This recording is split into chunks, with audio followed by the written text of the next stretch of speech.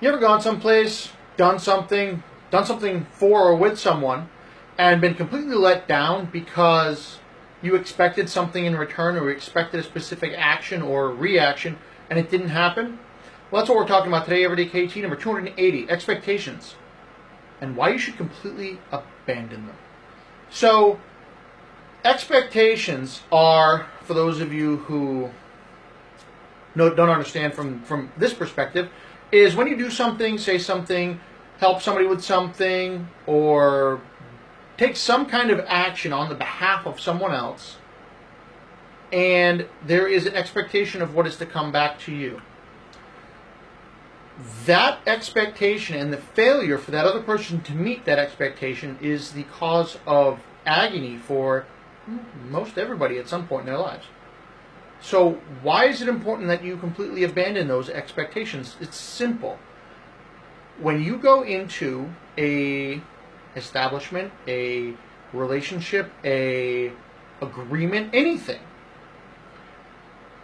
if you do something for someone, with someone, whatever, and you have no expectations of what level of compensation, not necessarily monetarily, but time, effort, whatever, if you have no set expectations of what's to come back to you, then there's no way they're going to let you down. You have no expectations of what's to come back to you. It is more or less a benevolent action, if you will, where you do something for someone, and if you get something back, awesome. If you don't, that's fine too. That way, you're not holding that other person, group, team, whatever, accountable for something that they may not even know you expect. That's the trouble with these expectations, is if you go someplace, the biggest and easiest example is a restaurant. You hear amazing reviews, rave reviews about this particular restaurant's food.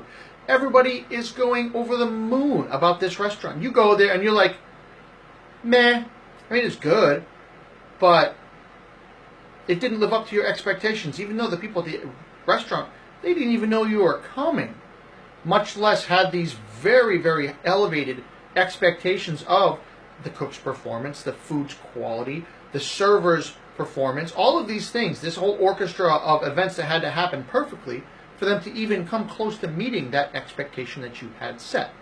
So if you walk into a restaurant with no expectations other than food shows up to your table, that's it. And even then, you never know. You don't have any expectations, they're not going to let you down, and you're not going to be pissed because it didn't meet whatever that expectation was. Now, this applies to everything. With the kilts, it applies when, as kilt wearers, it would be nice if people would not give us crap for wearing a skirt, would accept the fact that, you know what, I'm not wearing pants, this is not pants, and, you know, this particular kilt probably costs more than everything you have you're wearing right now, and whatever's in your closet combined. This is my handmade one from Scotland because it started getting chilly and it's nice and warm.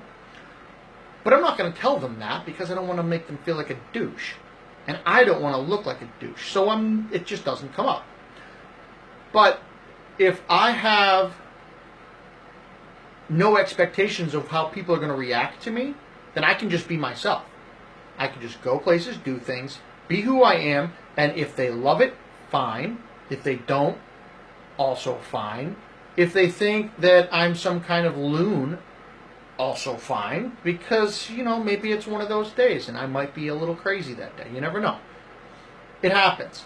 But if you don't have those expectations of reactions or how interactions are supposed to go or what people are supposed to do as a result of your actions, if you're just there to do, meaning you have a set plan, a path, you're going to go, you're going to do, and you're going to leave. And what happens with the other people around you, if it's good, great, awesome. If it's bad, well, it sucks, but you weren't let down because you did not have expectations of a wildly warm reception just because you showed up. Usually it happens that way, but not always. So if you don't have those expectations ahead of time, those expectations of a grandiose reception, somebody playing wicked, amazing entry music, so that when you show up to the place, you got trumpets and all kinds of stuff blowing because, hey, you're there. You just show up. Do what it is you got to do and be done with it. If it's awesome, awesome. If it's just mundane stuff, also awesome, because you got things done. You took action, got off your ass, and made it happen. So if you go, no expectations, go get the job done, make it happen, and just enjoy. Much easier to enjoy when you're not trying to cast something against some scale that you've created before you showed up. Much easier to have a good time. Show up, have a good time, do your thing, whatever, and get out when you're done. Life will be much easier. So, please, take all of those expectations, put them in a nice little box, crumple it up, gone. Chuck it. That way, life is a hell of a lot easier when everyone else around you isn't being held to some standard that they may not even know exists. So, with that, somebody throw out a volume of Kiltology. Volume 1, Volume 2, or 1 through 507. And I will actually be able to read it this time. And if you hear a hum, it's because there's a heater right over there, because we're in New England and the temperature's dropping. I heard it was something like 40-something degrees earlier, like at dawn this morning. It's not really warm right now. Kelly, Volume 2. Josh, Volume 2. Sweet. So, it was a unanimous decision. I think you guys were collaborating.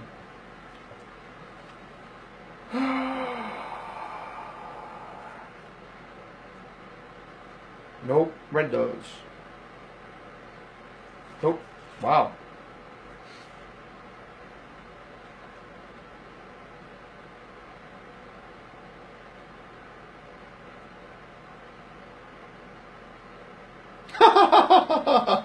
I have no idea how much. Well, no, this actually has to do with it. So, Kiltology, Volume 2, it's on Amazon. Go grab a copy. Kiltology number 437, Lampshades. Have you ever noticed that many lampshades seem to have the same basic shape as a kilt? You want to know why? The lass who invented the lampshade was so enamored by the kilt and all the glory held beneath it, she created a covering for the lamp in the kilt's shape. The lamp's warming glow cascaded over them from beneath the kilt, putting a warm red glow in all their cheeks, as most lamp shades sit atop a single supporting tower.